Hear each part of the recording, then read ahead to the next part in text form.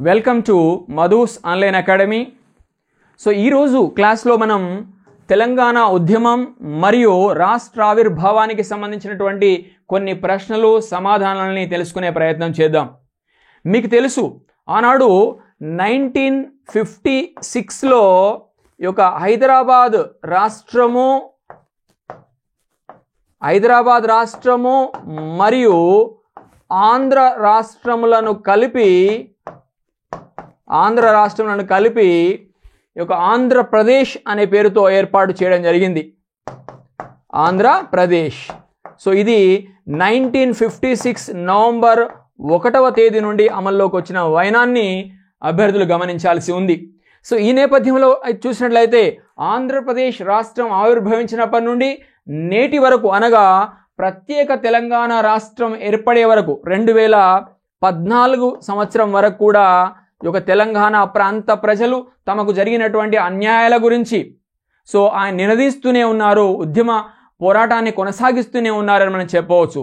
తత్ఫలితంగా దశాబ్దాల యొక్క పోరాట కళ నెరవేరింది 2014వ సంవత్సరంలో తెలంగాణ రాష్ట్రము ఏర్పడడంతో అని మనం చెప్పడానికి అవకాశం చేకూరుతుంది. సో దీనికి సంబంధించి మన గ్రూప్ 2లో కనుక మనం చూసినట్లయితే ఒక 4th పేపర్లో ప్రత్యేకంగా తెలంగాణ ఉద్యమం మరియు రాష్ట్ర ఆవిర్భావానికి సంబంధించి 150 మార్కులను టీఎస్పీఎస్సీ వారు కేటాయించిన విషయం మీకు విదితమే. దీనికి సంబంధించి మనము టెస్ట్ సిరీస్లో భాగంగా కనుక మనం చూసినట్లయితే అనేక క్వశ్చన్ పేపర్స్ని ప్రిపేర్ చేయడం జరిగింది. దాన్ని మీకు అందించే ప్రయత్నము చేస్తున్నాము, గమనించాల్సి ఉంది. సో ఇక్కడ మీకు తెలుసు, గ్రూప్ 2కు సంబంధించి ఈ యొక్క 150 మార్కుల తెలంగాణ ఉద్యమ పేపర్కు సంబంధించి కనుక మనం చూసినట్లయితే 3 దశలుగా మనం చదివే ప్రయత్నం చేస్తాము. ఒకటి టీఎస్పీఎస్సీ సిలబస్ ప్రకారం the idea of Telangana from 1948 to 1970. రెండవ ఫేజ్లో కనుక మనం చూసినట్లయితే మొబిలైజేషనల్ ఫేజ్, అంటే సమీకరణ దశ. అది ఎప్పటి నుండి ఎప్పటి వరకు అంటే 1971 నుండి కనుక మనం చూసినట్లయితే ఈ యొక్క 1990 వరకు. సో అదేవిధంగా మూడవ దశ కనుక మనం చూసినట్లయితే దాన్ని మనము towards the formation of Telangana state అంటున్నాము, అంటే తెలంగాణ రాష్ట్ర ఏర్పాటు దిశగా. సో 1991 నుండి 2014 వరకు అని మనం గమనించాల్సి ఉంది. సో టీఎస్పీఎస్సీ గ్రూప్ 2 సిలబస్ ప్రకారం గమనించాలి అభ్యర్థులు. సో 3 ఫేజెస్ ఉన్నాయి, ఈ యొక్క పేపర్లో 3 పార్ట్స్ ఉన్నాయి. ప్రధానంగా మొదటి పార్ట్ పేరు the idea of Telangana from 1948 to 1970. So అదేవిధంగా రెండవ ఫేజ్ దాని పేరు సమీకరణ దశ, మొబిలైజేషనల్ ఫేజ్ అంటాము, 1971 to 1990. అదేవిధంగా మూడవ దశ కనుక మనం చూసినట్లయితే towards the formation of Telangana state. So కాబట్టి తెలంగాణ రాష్ట్ర ఆవిర్భావ దిశగా లేదా ఏర్పాటు దిశగా అని మనం చెప్పవచ్చు, చెప్పుకోవచ్చు. సో అది 1991 నుండి 2014 వరకు తెలంగాణ రాష్ట్రం ఏర్పడే వరకు. సో దీనికి సంబంధించి మరి మొదటి దశకు సంబంధించి, రెండవ దశకు సంబంధించి, మూడవ దశకు సంబంధించి మనము క్వశ్చన్ పేపర్స్ను విత్ అనాలిసిస్ తయారు చేసే ప్రయత్నం చేశాము. దాన్ని మీకు అందించే ప్రయత్నం చేస్తున్నాము, అభ్యర్థులు గమనించాల్సి ఉంది. సో ఇది ముఖ్యంగా ద ఐడియా ఆఫ్ తెలంగాణకు సంబంధించి ప్రధానంగా ఫేజ్ 1కు సంబంధించిన తెలుగు మీడియం క్వశ్చన్ పేపర్. ఇది క్వశ్చన్ పేపర్ 1గా అభ్యర్థులు గమనించాలి. ఈ క్వశ్చన్ పేపర్లో మొత్తం 6 ప్రశ్నలు ఉంటాయి, question number 1 to question number 6 with analysis. So ఇది మీకు ప్రధానంగా మనం చూసినట్లయితే అప్పుడు నిజాం స్టేట్గా దీన్ని అభ్యర్థులు గమనించాల్సింది, map. So Nizam state, okay, Hyderabad స్టేట్గా దీన్ని గమనించాల్సి ఉంది.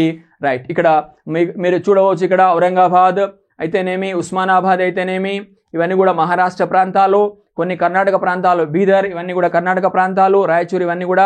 అదేవిధంగా ఇక్కడ హైదరాబాద్ ప్రాంతము, సూర్యాపేట, తర్వాత కనుక మనం చూసినట్లయితే సికింద్రాబాద్, సో జహీరాబాద్, కాజీపేట్, వరంగల్, ఖమ్మం, సో ఆదిలాబాద్ ఇవన్నీ కూడా ఇక్కడ మహారాష్ట్ర, నాందేడ్ ఇవన్నీ కూడా సో ఆనాటి నైజాం ప్రభుత్వానికి సంబంధించిన మ్యాప్గా అభ్యర్థులు గమనించాల్సి ఉంది. సో ఇది ప్రస్తుత తెలంగాణ రాష్ట్రానికి సంబంధించిన మ్యాప్గా అభ్యర్థులు గమనించాల్సి ఉంది. Right, question number 1. సో కింద ఇవ్వబడిన జాబితా 1ని జాబితా 2తో జతపరచండి. సో జాబితా 1లో ఏమి ఇవ్వబడ్డాయి అంటే A S V Patel, B Baldev Singh, C Subroto Mukherjee, D General Bucher. జాబితా 2లో ఏమి ఇవ్వబడ్డాయంటే నంబర్ 1 భారత సంస్థానాల కార్యదర్శి, నంబర్ 2 వాయు సేనాధిపతి, నంబర్ 3 ఆర్మీ చీఫ్, నంబర్ 4 రక్షణ శాఖ మంత్రి, నంబర్ 5 హోంశాఖ మంత్రి. సో మనం ఏ జాబితా 1లోని ఏ ఏంటంటే ఎస్వి పటేల్. ఎస్వి పటేల్ అంటే మీకు తెలుసు సర్దార్ వల్లభభాయ్ పటేల్. సో సర్దార్ వల్లభాయ్ పటేల్ ఎవరు అంటే ప్రధానంగా ఆనాడు హోంశాఖ మంత్రిగా మనం గమనించాల్సి ఉంది. సో హోంశాఖ మంత్రి, అంతేకాకుండా ఈ యొక్క స్వతంత్ర భారతదేశంలో మొట్టమొదటి ఉప ప్రధానమంత్రి, first served as the first deputy prime minister of independent India as well first home minister of independent India. Remember Sardar Vallabhbhai Patel. So A5. So A5 ఎక్కడ ఉందంటే ఇక్కడ ఆప్షన్ 1లో ఉంది, అదేవిధంగా ఆప్షన్ 4లో కూడా ఉంది. సో ఇక్కడ మనం ఒక్కసారి సర్దార్ వల్లభాయ్ పటేల్కి సంబంధించిన ఇమేజ్ చూసే ప్రయత్నం చేద్దాము. ఇది సర్దార్ వల్లభాయ్ పటేల్కి సంబంధించినటువంటి image, photo, right, statue. So ప్రధానంగా ఇక్కడ చూడవచ్చు మీరు సర్దార్ వల్లభాయ్ పటేల్. సో ఇతడు 31 అక్టోబర్ 1875లో జన్మించి మరి డిసెంబర్ 15, 1950లో మరణించడం జరిగింది. ఈ యొక్క మన సర్దార్ వల్లభాయ్ పటేల్. సో ఇతన్నే మనము ఐరన్ మ్యాన్ ఆఫ్ ఇండియా అంటున్నాం, భారతదేశపు ఉక్కు మనిషి అంటున్నాము. అదేవిధంగా సర్దార్ అనే బిరుదు కూడా ఆపాదించుకున్నాడు మన వల్లభాయ్ పటేల్, అందుకే అతన్ని సర్దార్ వల్లభాయ్ పటేల్ అంటున్నాం. అదేవిధంగా సంస్థానాల విలీనకర్త అంటున్నాం, ఇండియన్ బిస్మార్క్ అని కూడా వ్యవహరించడం జరుగుతుంది, అభ్యర్థులు గమనించాల్సి ఉంది. సో ఇతన్నే మనము ఇండియన్ బిస్మార్క్ అంటున్నాము, ఇండియన్ బిస్మార్క్. సో అదేవిధంగా మరొక బిరుదము ఇతనిది సర్దార్. సో అదేవిధంగా ఇతన్నే సో సంస్థానాల విలీనకర్త అంటున్నాము, సంస్థానాల విలీనకర్త అంటున్నాం. ఆనాడు భారతదేశంలో 560 పైచిలుకు సుమారుగా దాదాపుగా అటు ఇటుగా 565 సంస్థానాలు చిన్నా చితగా మరి చిన్నవి, మీడియం, మేజర్ సంస్థానాలు ఏవైతే ఉన్నాయో వాటన్నిటిని కూడా, రాజ్యాలన్నింటినీ కూడా మరి భారత యూనియన్లో, ఇండియన్ యూనియన్లో విలీనం చేసిన గొప్ప ఉక్కు మనిషిగా, ఐరన్ మ్యాన్ ఆఫ్ ఇండియాగా మనము సర్దార్ వల్లభాయ్ పటేల్ను అభివర్ణించడానికి అవకాశం చేకూరుతా ఉంది. సో ఆనాడు సర్దార్ వల్లభాయ్ పటేల్ భారతదేశంలోని అన్ని రకాల, అంటే చిన్నవి కావచ్చు, ఒక స్మాలర్ కావచ్చు, తర్వాత మీడియం కావచ్చు, మేజర్ సంస్థానాలు ఏవైతే ఉన్నాయో, రాజ్యాలు ఏవైతే ఉన్నాయో వాటిని కనుక భారత యూనియన్లో విలీనం చేసి ఉండకపోతే బహుశా ప్రస్తుతం ఉన్న భారతదేశాన్ని మనం చూడకపోయేవారేమేమో. అంత గొప్ప వ్యక్తి మనస వాచ కర్మణ అంటే త్రికరణ శుద్ధిగా ఆనాడు భారతదేశాన్ని ఏకం చేయాలి, భారతదేశం అనేక ప్రాంతాలను ఇండియన్ యూనియన్లోకి తీసుకురావాలనే ఒక ప్రగాఢమైనటువంటి వ్యక్తిత్వం గలవాడు కాబట్టి, గొప్ప వ్యక్తి కాబట్టి ఆనాడు కృషి చేయడం జరిగింది, నిబద్ధతతో కృషి చేయడం జరిగింది. ఆ విధంగా చివరాఖరకు ఆయన యొక్క నేతృత్వంలోనే మరి భారతదేశంలో అన్ని సంస్థానాలు కూడా ఈ విధంగా భారత యూనియన్లో విలీనం కాబడ్డాయని మనం చెప్పవచ్చు. All this credit goes to our honourable Sardar Vallabhbhai Patel ji. Remember this. And remember ఇక్కడ మనం గమనించాల్సి ఉంది, ఆనాడు ప్రధానంగా మనకు తెలుసు స్వతంత్ర భారత్ 1947లో మౌంట్ బాటన్ ప్లాన్ ప్రకారం 1947 జూన్ 3న జరిగింది మౌంట్ బాటన్ ప్లాన్. దాని ప్రకారము బ్రిటిష్ వారు పోతూ మన యొక్క పాకిస్తాన్కు సంబంధించి లేదా ఇండియాకు సంబంధించి కొన్ని ఇబ్బందులు సృష్టించే ప్రయత్నం చేశారు. ఏంటంటే వారి ప్రకారము, వాళ్ళ ఆలోచన ప్రకారము ప్రధానంగా ఫ్రీగా స్వతంత్రం ఇచ్చిపోవద్దు కాబట్టి ఏదో ఒక మెలిక పెట్టిపోవాలి కాబట్టి ఈ నేపథ్యంలో కనుక మనం చూసినట్లయితే భారతదేశంలో అంటే ఆనాడు అన్డివైడెడ్ ఇండియా ఏదైతే ఉందో దానిలో ఉన్న సంస్థానాల రాజ్యాలు ఏవైతే ఉన్నాయో అవి అక్కడ పాకిస్తాన్ యొక్క యూనియన్లో కలవచ్చు, లేదంటే భారత యూనియన్లో కలవచ్చు, లేదా స్వతంత్రంగా ఉండవచ్చు అనే ఒక అవకాశాన్ని కల్పించడం జరిగింది. ఈ నేపథ్యంలో కనుక మనం చూసినట్లయితే మరి కొన్ని సంస్థానాలు పాకిస్తాన్లో విలీనం కావడం జరిగింది, పాకిస్తాన్ దేశంగా అవతరించడం జరిగింది. మరి అనేక సంస్థానాలు, మెజారిటీ సంస్థానాలు భారత యూనియన్లో కలిసిపోవడం జరిగింది, భారతదేశంగా ఆవిర్భవించడం జరిగింది. అయితే ఆనాడు కొన్ని ప్రముఖ సంస్థానాలు ముఖ్యంగా చాలా ఉన్నాయి. అఫ్ కోర్స్ ఇక్కడ మనం రెండింటి గురించి మాట్లాడదాము. అక్కడ కాశ్మీర్ విషయంలో అయితేనేమి, అక్కడ జునాగఢ్ విషయంలో అయితేనేమి, అలాగే ఇక్కడ మనకు హైదరాబాద్ విషయంలో అయితేనేమి కొన్ని ఇబ్బందులు ఏర్పడ్డాయని మనం చెప్పవచ్చు. ఈ నేపథ్యంలో మనం చూసినట్లయితే మరి చివరాఖరకు యొక్క ఉక్కు మనిషి ఉక్కు సంకల్పంతో ముందుకు దూసుకురావడం జరిగింది పోలీసు చర్య అనే నెపంతో, పోలీసు చర్య అనే కారణంతో. ఆ విధంగా హైదరాబాద్ మీద పోలీసు చర్య జరపడం ద్వారా హైదరాబాద్ను బలవంతంగానైనా సరే భారతదేశ పరిధిలోకి, ఇండియన్ యూనియన్ పరిధిలోకి తీసుకురావాలనే కృత నిశ్చయంతో కృషి చేసినాడు. కాబట్టి ఆనాడు హైదరాబాద్ చివరాఖరికి ఎలాగలా ఈ విధంగా భారత యూనియన్లో కలిసిపోవాల్సి వచ్చింది అని మనం గమనించాల్సి ఉంది అభ్యర్థులు. సో ఈ నేపథ్యంలో ఆనాడు నిజాం దానికి వ్యతిరేకంగా ఉన్నాడు. భారత యూనియన్లో కలపడానికి ఆయన సుముఖంగా లేడు. ఆయన ప్రయత్నాలు ఆయన చేస్తున్నాడు, గమనించాల్సి ఉంది. అంటే 1947 ఆగస్టు 15వ తేదీన భారతదేశానికి స్వాతంత్రం సిద్ధిస్తే మరి ఇంకా హైదరాబాద్ రాజ్యం ఏదైతే ఉందో, నైజాం రాజ్యం ఏదైతే ఉందో, అక్కడ ఉన్నటువంటి ప్రజలకు మరి స్వతంత్రం వచ్చిందా? ఇండిపెండెన్స్ అంటే రాలే. ఎప్పుడు వచ్చిందంటే 1948 సెప్టెంబర్ 17వ తేదీన ఆ విధంగా స్వతంత్రం సిద్ధించింది. ఈ విధంగా మనకు తెలుసు 5 రోజుల పాటు, అంటే సెప్టెంబర్ 13, 14, 15, 16, 17 5 రోజులు 1948 సంవత్సరంలో ఈ విధంగా భారత సైన్యాలు నలుమూలల నుండి, అన్ని వైపుల నుండి హైదరాబాద్ రాజ్యానికి సంబంధించి చుట్టుముట్టడం జరిగింది, లోపలికి చొచ్చుకొని రావడం జరిగింది. ఆ విధంగా నిజాం ఆనాటి చిట్ట చివరి హైదరాబాద్ నిజాం అయినటువంటి మీర్ ఉస్మాన్ అలీ ఖాన్ గారు లొంగిపోతున్నట్లుగా సెప్టెంబర్ 17, 1948లో ప్రకటించడంతో ఈ యొక్క హైదరాబాద్ సంస్థానము భారత యూనియన్లో కలిసినట్లుగా మనం భావించాల్సి ఉంది. కాబట్టి అప్పటి వరకు కూడా హైదరాబాద్ ప్రజలు నైజాం నిరంకుశత్వ పరిపాలనలోనే గడిపినారు అని గమనించాల్సి ఉంది. ఏ స్వేచ్ఛా స్వతంత్రాలు లేకుండా అనేక రకాల నిర్బంధాలను ఎదుర్కొంటున్నారు, అనేక రకాల దుశ్చర్యలకు ఆనాడు రజాకారులు పాల్పడుతున్నారు. ఆనాడు మీర్ ఉస్మాన్ అలీ ఖాన్ వాటన్నింటినీ కూడా చూసి చూడనట్టుగా వ్యవహరిస్తూ ఉన్నాడు, ఇండైరెక్ట్గా సపోర్ట్ చేస్తున్నాడని మనం ఇక్కడ భావించాల్సి ఉంది. కాబట్టి ఇలాంటి పరిస్థితులు ఆనాడు తెలంగాణ రాజ్యంలో, తెలంగాణ ప్రాంతంలో, హైదరాబాద్ నైజాం రాజ్యంలో నెలకొని ఉన్నాయి. వీటన్నిటిగా ఆనాడు కొంతమంది మేధావులు తిరుగుబాటుని ఎగరవేశారు, పోరాటం చేశారు. ప్రజలు కూడా ఈ యొక్క ఆ నాయకులతో తమ ప్రాణాలని ఎదురుపెట్టి ఆ విధంగా పోరాటం చేయడం జరిగింది. చివరాఖరకు ఈ విధంగా హైదరాబాద్ సంస్థానము భారత యూనియన్లో ఈ విధంగా పోలీసు చర్య ద్వారా ఆ విధంగా విలీనం చేయబడింది అని మనం చెప్పవచ్చు. ఈ యొక్క పోలీసు చర్యని మనం ఏమంటున్నాం, పైకి పెట్టిన పేరు కేవలం పోలీసు చర్య, కానీ దీన్ని మనం ఏమంటున్నామంటే పోలీసు చర్య అంటున్నాము, పోలీస్ యాక్షన్. అదేవిధంగా దీన్నే ఆపరేషన్ పోలో అంటున్నాము, గమనించాలి అభ్యర్థులు, ఆపరేషన్ పోలో. అలాగే దీన్నే ప్రధానంగా ఆపరేషన్ క్యాటర్పిల్లర్ అంటున్నాము, ఆపరేషన్ క్యాటర్పిల్లర్ అంటున్నాము.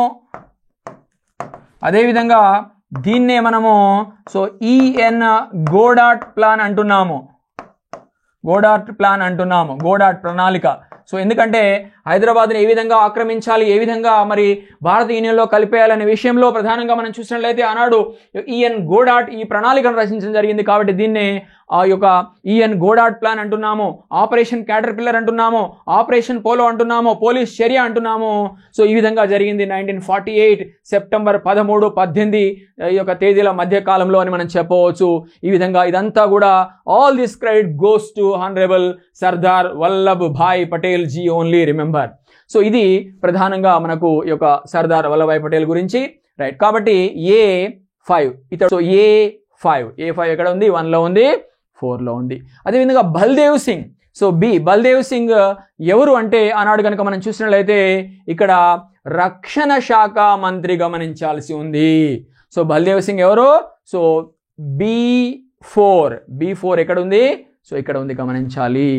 అదే ఇక్కడ కూడా ఉంది. 1లో ఉంది, ఆప్షన్ 1లో, ఆప్షన్ 4లో ఉంది B4. ఆనాడు రక్షణ శాఖ మంత్రి, ప్రధానంగా ఆనాడు రక్షణ శాఖ మంత్రి కూడా బహుశా ఇది ఆపరేషన్ పోలోకు సంబంధించిన సమాచారం. నెంబర్ 1 యొక్క ఆన్సర్ ఏంటంటే 1గా అభ్యర్థులు గమనించాల్సి ఉంది. Next question number 2. కింద ఇవ్వబడిన వాక్యాల్లో నుండి సరి అయిన వాటిని గుర్తించండి. నంబర్ 1 స్టేట్మెంట్, ఆపరేషన్ పోలోలో కీలక పాత్ర పోషించింది జేఎన్ చౌదరి. నంబర్ 2, ఆపరేషన్ పోలోను ఆపరేషన్ క్యాటర్పిల్లర్ అని కూడా పిలుస్తారు. నంబర్ 3, భారత ప్రభుత్వము పోలీస్ చర్య ద్వారా హైదరాబాద్ రాజ్యాన్ని ఆక్రమించి ఇండియన్ యూనియన్లో విలీనం చేసింది. నంబర్ 4, హైదరాబాద్ పై పోలీస్ చర్య జరిగినప్పుడు నాటి నిజాం మీర్ ఉస్మాన్ అలీ ఖాన్ అదేవిధంగా 5వ స్టేట్మెంట్, చివరి స్టేట్మెంట్, హైదరాబాద్ రాజ్యం 7వ మరియు చివరి నిజాం మీర్ ఉస్మాన్ అలీ ఖాన్. సో 5 స్టేట్మెంట్లు ఇచ్చారు. దీంట్లో మరి సరైన వాటిని మనం గుర్తించే ప్రయత్నం చేద్దాము. సో ఆనాడు మరి నంబర్ 1 ఆపరేషన్ పోలోలో కీలక పాత్ర పోషించింది J N Chaudhuri. Absolutely right statement. Given statement is absolutely right. So Jayanto Nath Chaudhuri, Jayanto Nath Chaudhuri అండి. సో జయంతో నాద్ చౌదరి గమనించాలి, చౌదరి అంటాము. సో చౌదరి, సో ఇతడు కీలక పాత్ర పోషించాడు. హైదరాబాద్ రాజ్యం లోపలికి మొదటిసారిగా ప్రవేశించిన సైనికాధికారుల్లో ముఖ్యమైన వాడు ఇతడి ప్రథముడు జేఎన్ చౌదరి. కాబట్టి అతన్ని హైదరాబాద్కు మిలిటరీ పాలకుడిగా నియమించింది ఆనాటి జేఎల్ నెహ్రూ ప్రభుత్వం అని గమనించాల్సి ఉంది. సో ఇక్కడ మనము ప్రధానంగా చూసినట్లయితే ఇక్కడ మనము అతనికి సంబంధించిన ఇమేజ్ను చూసే ప్రయత్నం చేద్దాము. సో ఇక్కడ గమనించాల్సి ఉంది ప్రధానంగా నంబర్ 2 ఆపరేషన్ పోలోను ఆపరేషన్ క్యాటర్ పిల్లర్ అని కూడా అంటారు. ఇంతకుముందు మీకు వివరణ ఇవ్వడం జరిగింది. సో ఆపరేషన్ పోలోనే పోలీస్ యాక్షన్, పోలీసు చర్య అని, ఆపరేషన్ క్యాటర్ పిల్లర్ అని, అదేవిధంగా గోడాట్ ప్లాన్ అని కూడా వివిధ పేర్లతో పిలవడం జరుగుతుంది. కాబట్టి 2వ స్టేట్మెంట్ కూడా రైట్ స్టేట్మెంటే. సో 3వ స్టేట్మెంట్ భారత ప్రభుత్వం పోలీస్ చర్య ద్వారా హైదరాబాద్ రాజ్యాన్ని ఆక్రమించి ఇండియన్ యూనియన్లో విలీనం చేసింది. Right statement. 4వ స్టేట్మెంట్ హైదరాబాద్పై పోలీస్ చర్య జరిగినప్పుడు నాటి నిజాం మీర్ ఉస్మాన్ అలీ ఖాన్ గారు. సో ఆనాడు కనుక మనం చూసినట్లయితే మీర్ ఉస్మాన్ అలీ ఖాన్ గారు, ఇక్కడ మీరు అతని యొక్క ఇమేజ్ను చూడవచ్చు. సో ఇతడే మన చివరి నిజాం, 7వ నిజాం, హైదరాబాద్ను పరిపాలించిన హైదరాబాద్ రాజ్యాన్ని పరిపాలించిన చివరి నిజాం మన యొక్క మీర్ ఉస్మాన్ అలీ ఖాన్. గమనించాల్సి ఉంది 1911 నుండి 1948 వరకు, అంటే యొక్క పోలీసు చర్య జరిగే వరకు కూడా, ఆపరేషన్ పోలో జరిగే వరకు కూడా హైదరాబాద్ రాజ్యాన్ని పరిపాలించిన 7వ నిజాం మరియు చివరి నిజాం హైదరాబాద్ పాలకుడు మీర్ ఉస్మాన్ అలీ ఖాన్ అని అభ్యర్థులు గుర్తుపెట్టుకోవాల్సిన అవసరం ఉంది. సో అదేవిధంగా కాబట్టి ఈ స్టేట్మెంట్ కూడా రైట్. 4. 5వ స్టేట్మెంట్ హైదరాబాద్ రాజ్యం 7వ మరియు చివరి నిజాం, ఇప్పుడే చెప్పాను మీర్ ఉస్మాన్ అలీ ఖాన్. Right statement. కాబట్టి ఆన్సర్ ఏంటండి 2, 4 పైవన్నీ. ఆన్సర్ ఏంటి 2, క్వశ్చన్ ఆన్సర్ 4, 2, 4 గమనించాలి. నెక్స్ట్ క్వశ్చన్కి వెళ్దాము. చౌదరి ఫర్మానా ఎప్పుడు జారీ చేయబడింది?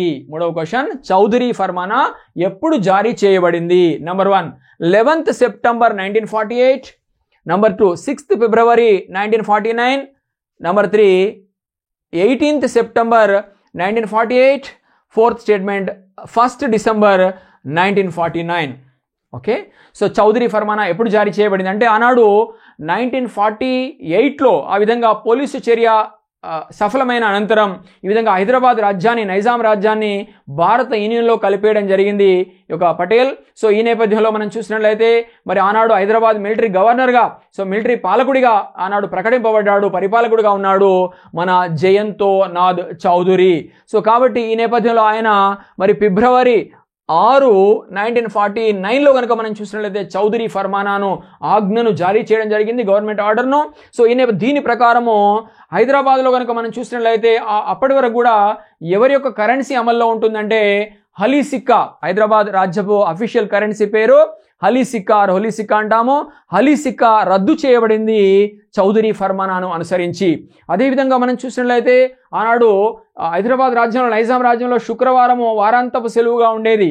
సో ఆ శుక్రవారాన్ని రద్దు చేసి దాని స్థానంలో ఆదివారాన్ని వారాంతపు సెలవుగా పరిగణించాలని ఈ విధంగా అనేక విషయాలు చౌదరి ఫర్మానాలో భాగంగా ఆయన చెప్పడం జరిగింది. చౌదరి ప్రభుత్వం అని మనం చెప్పవచ్చు. కాబట్టి 3 ఆన్సరు 2, 3, 2. ఇక్కడ మీరు జేఎన్ చౌదరి, జయంతో నాద్ చౌదరిని ఆయన యొక్క ఇమేజ్ ఫోటోను గమనించవచ్చు. ఇక్కడ ఇటువైపు జయంతో నాద్ చౌదరి ఉన్నాడు. ఇక్కడ ఒక ప్రధానంగా ఎల్ ఇద్రూస్. సో ఆనాడు సయ్యద్ అహ్మద్ ఎల్ ఎడ్రూస్ ఎవరైతే ఉన్నారో, ఇద్రూస్ అంటామో. సో ఇతడు ఆనాడు హైదరాబాద్ రాజ్యంలో మిలిటరీ జనరల్గా మనం చెప్పవచ్చు. సో ఇద్దరు కూడా కలుసుకున్నారు. సో ఈ విధంగా తన లొంగుబాటును, తన యొక్క యాక్సెప్టెన్స్, తన లొంగుబాటును ప్రకటిస్తున్నాడు. సో ఎవరి ముందు లొంగిపోయాడంటే మేజర్ జనరల్ జయంతో నాద్ చౌదరి ముందు ఆనాటి హైదరాబాద్ మిలిటరీ జనరల్ అయినటువంటి ఎల్ ఇద్రూస్ ఈ విధంగా లొంగిపోవడం జరిగింది, గమనించాల్సి ఉంది. సో ఫోర్త్ క్వశ్చన్, కింద ఇవ్వబడిన జాబితా 1ని జాబితా 2తో జతపరచండి. జాబితా 1 ఏముంది? So A tragedy of Hyderabad పుస్తకాలు ఇవ్వబడ్డాయి, ఇటువైపు రచయితలు ఇవ్వబడ్డారు. సో జాబితా 1లో ఏముందంటే tragedy of Hyderabad, B Hyderabad in retrospect, C memoirs of Hyderabad freedom struggle, D the story of the integration of Indian states. Okay, so ఇక్కడ రెండవ వైపు బి జాబితా 2లో ఏమున్నాయంటే నెంబర్ 1 స్వామి రామానంద తీర్థ, సో ఇక్కడ 2 విపి మీనన్, 3 లాయక్ అలీ, 4 కేఎం మున్షి, అదేవిధంగా 5 నవాబ్ అలియార్ జంగ్. సో దీన్ని మనం జత చేసే ప్రయత్నం చేద్దాము. సో ఇక్కడ మనకు tragedy of Hyderabad, tragedy of Hyderabad. So tragedy of Hyderabad అనే పుస్తకాన్ని ఎవరు రచించారు అంటే ప్రధానంగా మీర్ లాయక్ అలీ రచించడం జరిగింది. మీర్ లాయక్ అలీ. సో A3 ఎక్కడ ఉంది? A3 ఇక్కడ మనకు ప్రధానంగా 2లో కనిపిస్తుంది ఆప్షన్లో, తర్వాత 4వ ఆప్షన్లో కూడా కనిపిస్తుంది, గమనించాలి. సో ఇక్కడ మీకు దాని ఇమేజ్ను చూపెట్టే ప్రయత్నం చేస్తాను. సో ఇక్కడ మీకు చూడవచ్చు ఆ book tragedy of Hyderabad. Okay, so book పేరు ఏం పేరు? Tragedy of Hyderabad. Tragedy of so Hyderabad, tragedy of Hyderabad అనే ప్రధానంగా చూసినట్లయితే ఈ యొక్క పుస్తకాన్ని ఎవరు రచించారంటే మీర్ లాయక్ అలీ రచించడం జరిగింది. Mir Laiq Ali. So the book tragedy of Hyderabad was authored by Mir Laiq Ali. So ఇక్కడ ఆయన యొక్క ఇమేజ్ను మీరు ఇక్కడ గమనించవచ్చు స్క్రీన్ పైన. సో ప్రధానంగా చూసినట్లయితే మీర్ లాయక్ అలీ గారు ఎవరు అంటే ఆనాడు హైదరాబాద్ సంస్థానంలో చిట్ట చివరి ప్రధానమంత్రి. ఓకే, సో ఈ was the last Diwan of Nizam state of Hyderabad. Okay, last Nizam. So last Diwan of Hyderabad. Diwan means prime minister. Okay, so last Diwan, DIWAN, Diwan means prime minister. So గమనించాల్సి ఉంది. సో అతడు చిట్ట చివరి ప్రధానమంత్రిగా పనిచేశాడు హైదరాబాద్ సంస్థానంలో అని మనం చెప్పవచ్చు. ప్రధానంగా ఈయన హైదరాబాద్ రాజ్యము, నైజాం రాజ్యము భారత యూనియన్లో కలిపివేయబడిన అనంతరము సో ఇక్కడ ఉండకుండా పాకిస్తాన్కు వెళ్ళి తన శేష జీవితాన్ని పాకిస్తాన్లోనే గడపడం జరిగింది మీర్ లాయక్ అలీ అనే వ్యక్తి అని మనం చెప్పవచ్చు. ట్రాజెడీ ఆఫ్ హైదరాబాద్ అనే పుస్తక రచయిత.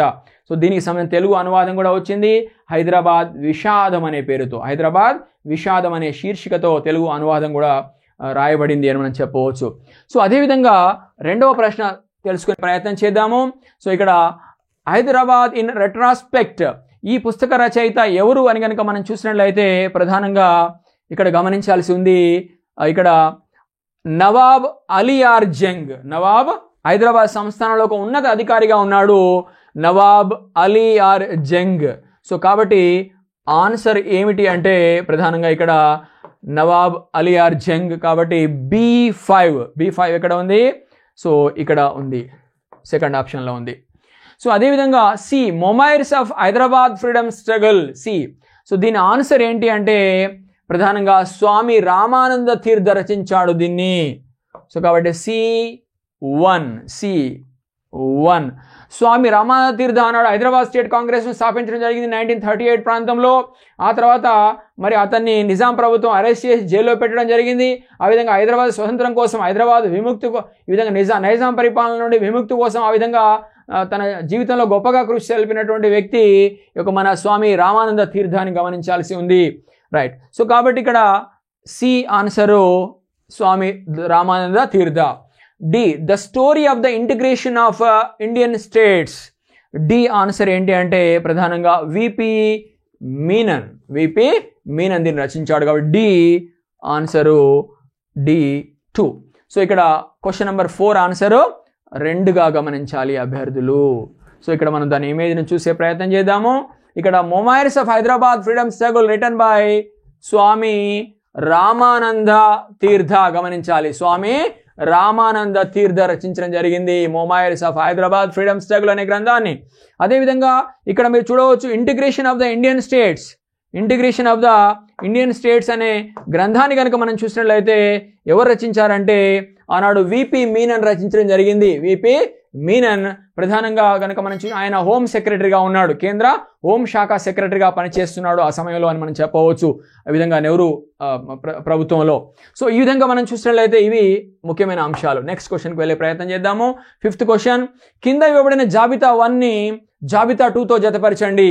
సో జాబితా 1, ఏ నా తెలంగాణ కోటి రతనాల వీణ, బి బండెనక బండి గట్టి 16 బండ్లు గట్టి, సి మా నిజాం రాజ్యం కల్తీ లేని మధ్యయుగపు భూస్వామ్య వ్యవస్థ, డి పగలై ఈ నిజాం కోట ఎగరై ఎర్రబావుట. సో జాబితా 2లో ఇవ్వబడ్డాయి వాళ్ళ దాన్ని రచించిన వారి పేర్లు.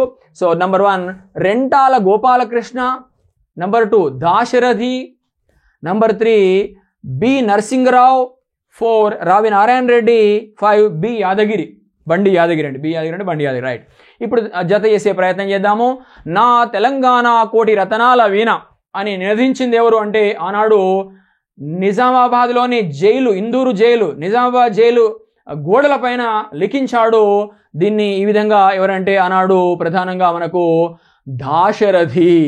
సో దాశరథి కృష్ణమాచార్య ఎవరైతే ఉన్నారో, దాశరథి కృష్ణమాచార్య ప్రధానంగా మనం చూసినట్లయితే మరి ఆయన ప్రధానంగా ఒక చిన్నగూడూరు అనే గ్రామంలో జన్మించడం జరిగింది. చిన్నగూడూరు అనే గ్రామంలో జన్మించడం జరిగింది. మరిపేడ మండలం పూర్వపు వరంగల్ జిల్లా, ప్రస్తుతము ఈ యొక్క ప్రాంతము మహబూబాబాద్ జిల్లాలో ఉంది. మహబూబాబాద్ జిల్లాలో ఉంది. ఓకే, ఇంతకుముందు జిల్లాల విభజన జరగకముందు సో చిన్నగూడూరు గ్రామము ఏదైతే ఉందో మరిపేడ మండలంలో వరంగల్ జిల్లాలో ఉండేది. ప్రస్తుతము ఈ యొక్క ప్రాంతము మహబూబాబాద్ జిల్లాలో, మహబూబాబాద్ డిస్టిక్లో ఉంది. అభ్యర్థులు గమనించాలి. సో ఈ విధంగా చూసిన దాశరథి కృష్ణమాచార్య కనుక మనం చూసినట్లయితే నైజాం ప్రభుత్వం కాలంలో ఆనాడు నైజాం ప్రభుత్వం చేత అరెస్ట్ చేయబడ్డాడు. తొలుత వరంగల్ జైల్లో ఉంచబడ్డాడు. ఆ తర్వాత అతన్ని అక్కడ నుండి ఇందూరు జైలుకు, నిజామాబాద్ జైలుకు తరలించడం జరిగింది.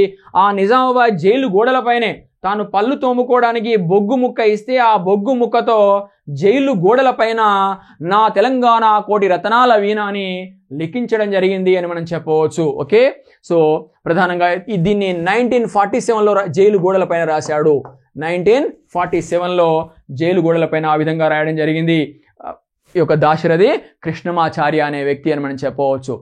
సో ఆనాడు ఫుల్ నేమ్ ఏంటంటే ప్రధానంగా మనం చూసినట్లయితే ఒక పాట రాశాడు, పద్యము ఏంటంటే, ఓ నిజాం పిశాచమా కానరాడు నిన్ను బోలిన రాజు మాకెన్నడేని, తీగలను తెంపినావు అగ్నిలో దింపినావు, నా తెలంగాణ కోటి రత్నాల వీణ అని రాశాడు. ఏంటి, ఓ నిజాం పిశాచమా కానరాడు నిన్ను బోలిన రాజు మాకెన్నడేని, తీగలను తెంపినావు అగ్నిలో దింపినావు, నా తెలంగాణ కోటి రతనాల వీణ అని నినదించాడు. ఆ విధంగా 1947 ప్రాంతంలో జైల్లోనే జైలు గోడలపైన, ఇందూరు జైలు గోడలపైన, నిజామాబాద్ జైలు గోడలపైన ఆ విధంగా రాయడం జరిగింది దాశరథి కృష్ణమాచార్య గారు. గమనించాల్సి ఉంది. అనేక పుస్తకాలు రచించడం జరిగింది దాశరథి కృష్ణమాచార్య. అది మనం సపరేట్గా ఒక క్లాసులో దాశరథి కృష్ణమాచార్యకు సంబంధించి సో ముఖ్యమైన అంశాలను మీకు తెలియజేసే ప్రయత్నం చేస్తాను ఒక వీడియో రూపంలో. గమనించాలి అభ్యర్థులు. సో కాబట్టి ఏ2 ఎక్కడ ఉందండి? సో ఏ2 ఆప్షన్ 2లో ఉంది, అదేవిధంగా ఆప్షన్ 3లో కూడా ఉంది. సో బి బండెనక బండి గట్టి 16 బండ్లు గట్టి. సో ఈ పాటను రాసింది ఎవరు అంటే బండి యాదగిరి గారు. బండి యాదగిరి. సో B5 ఎక్కడుంది? B5 ఇక్కడ మీరు చూడవచ్చు. B5 ఇక్కడ 3లో ఉంది, అదేవిధంగా 2లో కూడా ఉంది. ఓకే, సో కాబట్టి ఆనాడు మనకు తెలుసు, ఆనాడు దేశ్ముఖ్ దొరలు ఎవరైతే ఉన్నారో 1000 ఎకరాలు తమ ఆధీనంలో పెట్టుకున్నారు, లక్షల ఎకరాలు తమ ఆధీనంలో పెట్టుకున్నారు. ఆ విధంగా ప్రజల్ని, రైతుల్ని చాలా ఇబ్బందులు పెట్టే ప్రయత్నం చేశారు ఆనాడు ఒక దేశ్ముఖ్ దొరలు అని మనం చెప్పవచ్చు. రాపాక రామచంద్రారెడ్డి అయితేనేమి, జన్నారెడ్డి ప్రతాప్ రెడ్డి అయితేనేమి, ఇలా అనేక మంది దొరలు తెలంగాణలో ఉన్నారు. వాళ్ళంతా కూడా నైజాం ప్రభుత్వ హయాంలో కనుక మనం చూసినట్లయితే ప్రధానంగా ప్రజల్ని ఇబ్బందులు పెట్టే ప్రయత్నం చేశారు. ప్రజల యొక్క శ్రమను, మానాన్ని, ధనాన్ని దోచుకునే ప్రయత్నం చేశారు ఆనాటి యొక్క నైజాం ప్రభుత్వంలో. వీరు చేసిన అరాచకాలు కోకొల్లలు అని మనం చెప్పవచ్చు. ఇప్పుడు కూడా ఏ తెలంగాణ పల్లెను కదిలించినా కానీ వాళ్ళ యొక్క చేష్టల్ని, వాళ్ళ యొక్క చర్యల్ని, వాళ్ళ యొక్క దుర్మార్గాల్ని కథలుగా అక్కడి జనాలు చెప్తారు, గమనించాల్సి ఉంది. కాబట్టి ఆనాడు కనుక మనం చూసినట్లయితే బండి యాదగిరి ఈ యొక్క పాటను రాయడం జరిగింది. బండెనక బండి గట్టి 16 బండ్లు గట్టి ఏ బండ్లే పోతావు కొడుకో నైజాము సర్కరోడా, ఏ బండ్లే పోతావు కొడుకో దేశ్ముఖు దొరగాడ. ఓకే, సో ఈ విధంగా నాజిల్ని మించినవరో దేశ్ముఖు దొరగాడ అనే పాటను రాయడం జరిగింది. కానీ ఆ తర్వాతి కాలంలో కనుక మనం చూసినట్లయితే ఈ పాటను సినిమాలో తమకు అనుకూలంగా మార్చుకొని రాసే ప్రయత్నం చేశారు. ముఖ్యంగా మనకు తెలుసు మా భూమి అనే సినిమా వచ్చింది. సో మా భూమి అనే సినిమా 1979లో విడుదలైంది. 1979లో విడుదలైంది. సో దీని యొక్క నిర్మాతల్లో ఒకరు నిర్మాత నరసింగరావు,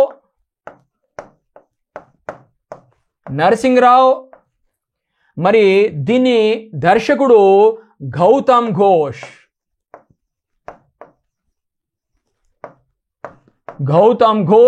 దీన్ని నిర్మించడం జరిగింది. దీని యొక్క దర్శకుడిగా ఉన్నాడు, నరసింగరావు నిర్మాతగా ఉన్నాడు. ఆ విధంగా 1979లో మా భూమి అనే ఆ విధంగా నాటక రూపంలో రాయబడిన తర్వాత ప్రధానంగా చూసినట్లయితే మరి ఇక్కడ గమనించాల్సి ఉంది, ప్రధానంగా ఆనాడు మరి సినిమా కోసం ఈ పాటను మార్చడం జరిగింది. ఏమనంటే ప్రధానంగా బండెనక బండి గట్టి 16 బండ్లు గట్టి, సో ఈ విధంగా ఏ బండ్లే పోతావు కొడుకో నైజాము సర్కరోడా, నాజిల్ని మించినవరో నైజాము సర్కరోడా అని ఈ విధంగా తిరిగి రాసే ప్రయత్నం, అనుకూలంగా రాసే ప్రయత్నము చేయడం జరిగింది అని మనం చెప్పవచ్చు. కాబట్టి బి ఆన్సర్ 5 బండి యాదగిరి గారు. సో సి మా నిజాం రాజ్యం కల్తీ లేని మధ్యయుగపు భూస్వామ్య వ్యవస్థ అని నినదించాడు ఆనాడు కమ్యూనిస్టు నాయకుడైనటువంటి ప్రజాసేవకుడైనటువంటి రావి నారాయణ రెడ్డి గారు అని గమనించాల్సి ఉంది. So C4 answer, C4. So కాబట్టి ఎక్కడ ఉంది C4 అంటే ఇక్కడ 3లో ఉంది, అదేవిధంగా 3లో ఉంది, గమనించాలి. రైట్. సో డి పగలై ఈ నిజాం కోట ఎగరై ఎర్ర బావుట అని నినదించాడు రెంటాల గోపాలకృష్ణ అనే ఒక కవి, రచయిత, పండితుడు, నాటకకర్త.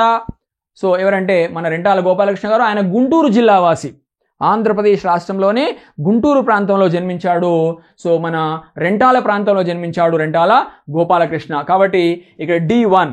సో కాబట్టి ఆన్సర్ ఏంటంటే దీనికి సో 3గా గమనించాలి అభ్యర్థులు. Question number 5 answer 3. ఇక్కడ వారికి సంబంధించిన ఇమేజెస్ని చూసే ప్రయత్నం చేద్దాము. సో ఇక్కడ మీకు చెప్పాను ఇప్పుడే. సో దాశరథి కృష్ణమాచార్య గారు 1925లో జన్మించి 1987లో తుది శ్వాస విడవడం జరిగింది. సో ప్రధానంగా ఆయన నా తెలంగాణ కోటి రతనాల వీణ అని నినదించాడు ఈ మహానుభావుడు అని మనం చెప్పవచ్చు. సో అదేవిధంగా ప్రధానంగా మనం చూసినట్లయితే నెక్స్ట్ ఇక్కడ ఇమేజ్ రావి నారాయణ రెడ్డి రాసిన పుస్తకము వీర తెలంగాణ నా అనుభవాలు జ్ఞాపకాలు అనే పుస్తకాన్ని రచించడం జరిగింది అని మనం చెప్పవచ్చు. సో రావి నారాయణ రెడ్డి గారు.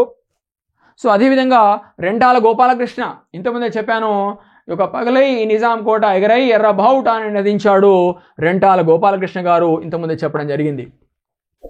చివరి ప్రశ్న ఈ సెషన్లో. సో కింద 6వ ప్రశ్న, కింద ఇవ్వబడిన వాటిలో సరి అయినవి ఏవి? నెంబర్ 1 భారతదేశంలోని సికింద్రాబాద్ అతిపెద్ద military station. Number 2 September 17, 1948 Layak Ali ప్రభుత్వము రాజీనామా చేసి ప్రభుత్వ పగ్గాలను నిజాంకు అప్పగించింది. నెంబర్ 3 సెప్టెంబర్ 17, 1948 మీర్ ఉస్మాన్ అలీ ఖాన్ హైదరాబాద్ నిజాం లొంగిపోతున్నట్లు తన అధికార దక్కన్ రేడియోలో ప్రకటించాడు. నెంబర్ 4 సో 1948 సెప్టెంబర్ 18న నిజాం సైన్యాధిపతి జనరల్ ఎల్ దురుస్ మేజర్ చౌదరి ముందు లొంగిపోయాడు. సో ఏంటంటే ఇవ్వబడినటువంటి అంశాలు ఏవైతే ఉన్నాయో గమనించాల్సి ఉంది. ఇవన్నీ కూడా ప్రధానంగా సో పైవన్నీ అని ఇక్కడ ఆన్సర్ గమనించాల్సి ఉంది. సో ఆనాడు భారతదేశంలో సికింద్రాబాద్ అతిపెద్ద మిలిటరీ స్టేషన్గా గుర్తింపు పొందింది అని మనం చెప్పవచ్చు. అదేవిధంగా సెప్టెంబర్ 17వ తేదీ ఏదైతే ఉందో సో ఆనాడు ప్రధానంగా మీర్ లాయక్ అలీ ప్రభుత్వం రాజీనామా చేసింది. ఆ విధంగా ప్రభుత్వ పగ్గాలని బాధ్యతలు మొత్తం కూడా నిజాంకు అప్పగించడం జరిగింది. అదేవిధంగా 3వ స్టేట్మెంట్ సెప్టెంబర్ 17, 1948 మీర్ ఉస్మాన్ అలీ ఖాన్ మరి ఆనాడు నిజాం లొంగిపోతున్నట్లుగా ఆనాడు హైదరాబాద్ తన అఫీషియల్ రేడియో అయినటువంటి దక్కన్ రేడియోలో ప్రసంగించడం జరిగింది అని మనం చెప్పవచ్చు. ఆ విధంగా తన లొంగుబాటును ప్రకటిస్తూ ఆ విధంగా భారత సైన్యాల్ని హైదరాబాద్ రాజ్యంలోకి ఆహ్వానించడం జరిగింది అని మనం చెప్పవచ్చు, అనుమతించడం జరిగింది అని మనం చెప్పవచ్చు. ఈ విధంగా తాను లొంగిపోతున్నట్లు అంటే ఆయనకు అర్థమైపోయింది ఇంకా హైదరాబాద్ సైన్యాలు అన్ని వైపుల నుండి కూడా చుట్టుముట్టాయి, సో చొచ్చుకొస్తున్నాయి, కాబట్టి ఇంకా నా సైన్యం వాటిని ఎదుర్కోవడంలో విఫలమైంది, కాబట్టి ఇంకా రక్తపాతం తప్పదు అని భయపడి సో ఆ విధంగా ఈ విషయంలో చాలా తెలివైన నిర్ణయం తీసుకొని ఆ విధంగా భారత సైన్యాల్ని మరి తన హైదరాబాద్ రాజ్యం లోపలికి రావడానికి అనుమతించడం జరిగింది అని మనం చెప్పుకోవచ్చు. కాబట్టి ఈ స్టేట్మెంట్ కూడా రైటే. నెక్స్ట్ వచ్చేసి 1948 సెప్టెంబర్ 18న నిజాం సైన్యాధిపతి జనరల్ ఎల్రూస్ మేజర్ చౌదరి ముందు లొంగిపోయాడు. ఇది కూడా రైటే. సో ఇంతకుముందు మీకు చెప్పడం జరిగింది. సో కాబట్టి ఈ యొక్క అంశాలన్నీ కూడా ఇవ్వబడిన అన్ని రైటే కాబట్టి పైవన్నీ రైటే. సో ఇక్కడ మనం చూడవచ్చు జేఎల్ నెహ్రూ ఇక్కడ ఉన్నాడు. సో అదేవిధంగా మిడిల్లో మీర్ ఉస్మాన్ అలీ ఖాన్ గారు ఉన్నారు. అదేవిధంగా ఇక్కడ జేఎన్ చౌదరి గారు ఉన్నారు. గమనించాలి, ఇక్కడ జే నెహ్రూ గారు ఉన్నారు. రైట్. సో అదేవిధంగా ఇక్కడ ఎస్వి పటేల్, సో అదేవిధంగా మీర్ ఉస్మాన్ అలీ ఖాన్ ఒకరికొకరు అభివాదం చేసుకుంటున్నారు 1948 ప్రాంతంలో అని మనం చెప్పుకోవచ్చు. సో ఇది ఈ యొక్క ముఖ్యమైన ప్రశ్నలు మరియు సమాధానాలు ఒక తెలంగాణ ఉద్యమం మరియు రాష్ట్ర ఆవిర్భావం మొదటి దశకు సంబంధించిన 6 ప్రశ్నలు మరియు దానికి సంబంధించిన లోతైన విశ్లేషణలుగా అభ్యర్థులు గమనించాల్సి ఉంది. So okay, we will meet in the next session.